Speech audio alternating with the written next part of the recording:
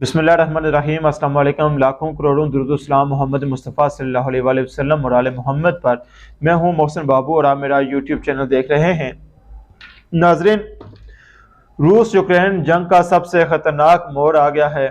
और वो खबर आ गई है जिससे आप कहें कि जंग का पासा वाक़तन अमलन हकीकतन पलट गया है और प्यूटन ने वो खेल जो शुरू किया था वो खेल जीत लिया है और जो टारगेट्स एक एक करके सेट किए थे वो टारगेट्स अचीव हो गए हैं और वो काम हो गया है जो यूक्रेन के सदर ने अपने मुंह से खुद कहा था।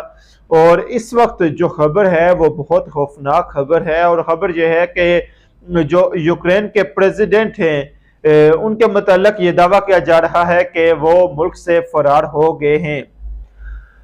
अपने मुल्क से फरार होने के बाद एक यूरोपियन मुल्क में उन्होंने पनाह ली है और यूरोपियन मुल्क में आज़ादाना तौर पे पनाह नहीं ली बल्कि एक और ताकत की एम्बेसी के अंदर उन्होंने पनाह ली है। ये दावा किसने किया है, ये खबर कहां से रिपोर्ट हो रही है और खबर इतनी सर्कुलेट क्यों कर रही है, ये तमाम ये इस वीडियो का ये पहला हिस्सा है जो हम आपसे शेयर करेंगे। दूसरा हिस्सा, अगर यूक्रेन का सदर वहां से चले गए हैं तो अब यूक्रेन के अंदर हुकूमत अमलन किसकी होगी या फिर जो प्यूटन हैं वो हुकूमत किसकी इंस्टॉल करने जा रहे हैं, ये भी बड़ा इंपॉर्टेंट है। और उससे उससे क्या मसला हल हो जाएगा और फाइनल राउंड शुरू होने की बात करेंगे तीसरे हिस्से के अंदर कि जंग का फाइनल राउंड जो स्ट्रेटजी ब्लैक सी के अंदर जो हमें नजर आती है उसका अमली मुजाहरा जो है वो अब आज उन्होंने किया है। और फाइनल राउंड ये है कि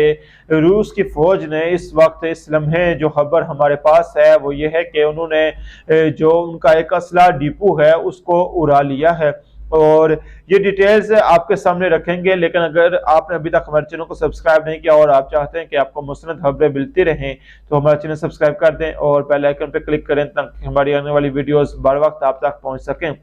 पिछले चंद घंटों के अंदर यूक्रेन जंग का पासा जो है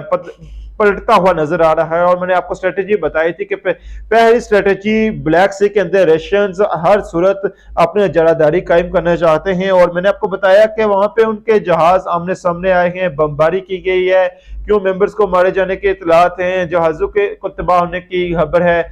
तमाम डिटेल मैंने आपको बताई थी। दूसरे नंबर पे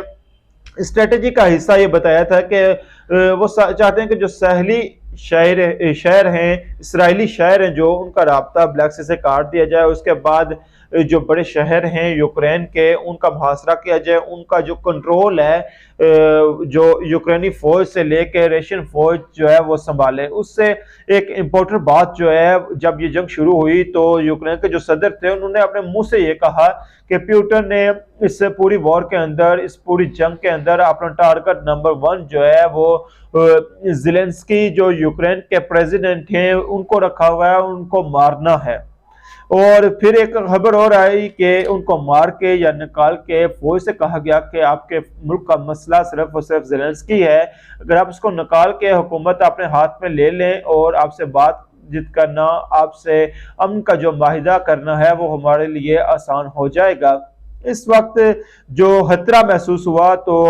अमेरिका ने ज़ेलेंस्की को यह कहा कि आप ये करें कि हम आपके लिए स्पेशल तैयारी भेजते हैं, हमारी स्पेशल फोर्सेस आती हैं, आपको वहां से निकाल लेंगे। जिस पे उन्होंने इनकार किया कि मैं मुल्क से बाहर नहीं जाना चाहता, मैं मुल्क के अंदर रहना चाहता हूँ और लीड करना चाहता हूँ। जिस पे रशिया ने कहा कि वो दारुल हुकूमत कीव के अंदर मौजूद नहीं है, वो यहाँ से कहीं और फरार हो चुके हैं किसी और शहर के अंदर, जहाँ पे जो वीडियोस हैं, जो रिकॉर्डेड वीडियोस हैं उसके मुताबिक वो शहर में किसी भी शहर में मौजूद नहीं है। जिसके बाद उन्होंने कहा कि अमेरिका ने कहा कि ज़ेलेंस्की की मर्जी है वो अमेरिका में रहें या अमेरिका से बाहर जाएं, हम उन्हें फोर्स नहीं करेंगे। लेकिन आपसे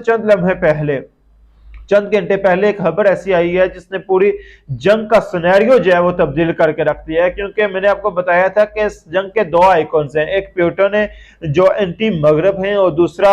मगरब का आइकन है ज़ेलेंस्की हैं जो यूक्रेन के प्रेसिडेंट हैं। और दोनों पर्सनालिटीज अपने अपने तौर पे, एक के बारे में कहा जा रहा है कि वो बड़े बहादुरी के साथ खड़े हैं और दूसरे ने कहा कि वो कहा जा रहा है कि वो लंबी रेस के खिलाड़ी हैं और वो किसी तौर पे हथियार नहीं डालेंगे। अब खबर इस वक्त ये है कि अगर तो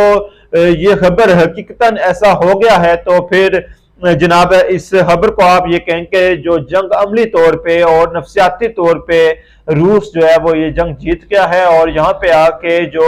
यूक्रेन है उसका खेल जो है वो तमाम हो गया है। अब कहेंगे आपके कि ये खबर क्या है? ये खबर इस वक्त जो है कि सबसे पहली खबर का जो दावा किया गया है वो यूक्रेन के अंदर से किया गया है और यूक्रेन की जो अपोजिशन पार्टी के जो एक रहनुमा है उन्होंने ये दावा किया है कि मुल्क के जो सदर हैं वो यूक्रेन से फरार हो गए हैं। यानी ज़ेलेंस्की जो है वो यूक्रेन से फरार हो गए हैं और वो इस वक्त मुल्क से बाहर पनाह ली हुई है उन्होंने। और अब अगला सवाल पैदा होता है कि अगर वो यूक्रेन से फरार हो गए हैं तो वो कहाँ गए हैं और फिर उनको पनाह किसने दी है, किसने दी हुई है और क्या वो वहां से वार को लीड कर रहे हैं या आइंदा लीड करेंगे? अगर ये तस्दीक शुदा है तो ये क्या आसान हो जाएगा? क्या पुतिन यहाँ पे अपनी गवर्नमेंट इजीली इंस्टॉल कर सकेंगे? तो आपको अंदाजा होना चाहिए कि यूरोपीय यूनियन के जो तैयारे हैं, नेटो के जो तैयारे हैं, जो राइफल तैयारे हैं, वो सारे के सारे आके किस मुल्क में इकट्ठे होते हैं? वो सारे के सारे आके पोलैंड में इकट्ठे होते हैं ताकि वहां से वो रेशंस के ऊपर अटैक करें और उनको टफ टाइम दें। लेकिन अब जो खबर यही है आ रही है कि यूक्रेनी प्रेसिडेंट जो है वो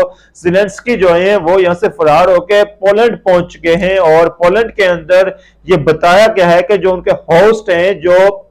हैं वो अमेरिकन हैं और पोलैंड के अंदर जो अमेरिकन एम्बेसी है वहां पे जो इस वक्त सदर हैं वो मौजूद हैं। यूक्रेनी मीडिया के मुताबिक भी यही रिपोर्ट आ रही है और इसका मतलब यही है कि वो अमेरिका के मेहमान है और ये दावा जो खबर है वो तमाम रशियन मीडिया इसको कोट कर रहा है और ट्विटर के ऊपर भी जो ये न्यूज एजेंसीज हैं उनकी जिसको तक के ब्लॉक किया यूरोपीय यूनियन ने उसको ने भी इसको इस खबर को रिपोर्ट कर दिया। लेकिन यूक्रेनी जो सरकारी मौकफ इस वक्त थोड़ी देर पहले आया है उसको प्रोपेगेंडे के तौर पे कह रहे हैं कि ताकि फौज का हौसला तोड़ा जा सके, ताकि अवाम को डिमोनेटाइज किया जा सके। उन्हें ये कहा जा रहा है कि वो कह रहे हैं कि नफसियाती तौर पे ये कौम को तकसीम करने की या तोड़ने की बात है। अब फाइनल राउंड की बात शुरू करने से पहले मैं आपको बता देना चाहता हूँ एक बात।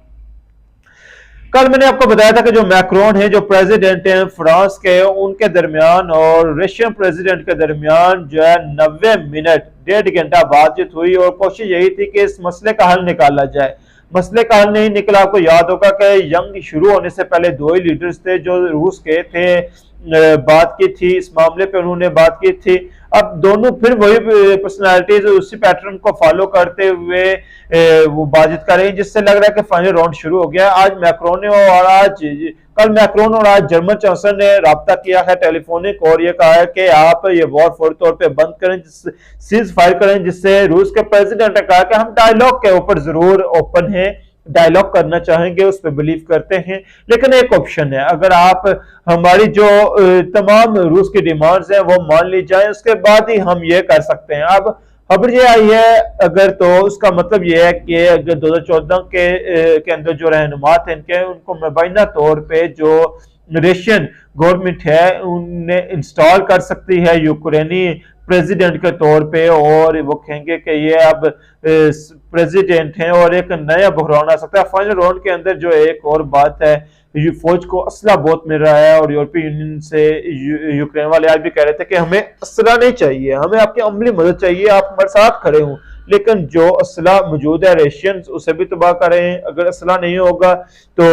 मदद भी नहीं होगी तो कब्जा आसान हो जाएगा। इस वक्त खबर ये है कि रूस की फौज ने यूक्रेन की आर्मी के जो असला डिपो है उस पर हमला किया है और मुबैना तौर पे असला डिपो को उन्होंने तबाह करके रख दिया है और जंग के दौरान अगर आपका असले का जहीरा जाता रहे तो फिर दुश्मन का काम आसान हो जाता है। मजीद अपडेट्स के लिए इंशाल्लाह दोबारा आपके साथ हाजिर होंगे। मजीद मालूमात के लिए आप मुझे ट्विटर, फेसबुक और